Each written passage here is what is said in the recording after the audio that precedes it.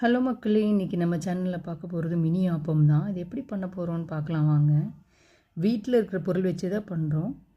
இட்லி மாவு இருக்கு இல்லையா, அதில் நிறைய தண்ணி ஊற்றி நல்லா நீர்க்க கரைச்சிக்கோங்க. அதை வந்து குழியப்ப காரையில் நல்லா எண்ணெய் ஊற்றி காய வச்சுட்டு அதில் வந்து நம்ம ஸ்பூனால் ஊற்றிட்டு அதை நல்லா அழுத்தி விட்டிங்கன்னா அந்த ஷேப் வந்து நம்ம நார்மல் ஆப்பம் பண்ணுற மாதிரியே வரும்.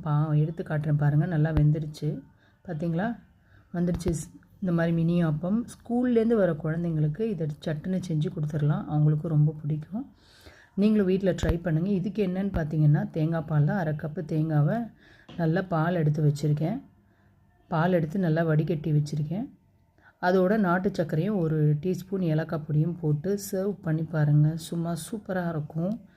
நீங்கள் வீட்டில் ட்ரை பண்ணி பார்த்துட்டு எங்களுக்கு கமெண்ட் செக்ஷனில் சொல்லுங்கள். சுவையான மினி ஆப்பமும் தேங்காய் பாலும் ரெடி ஆகிடுச்சு.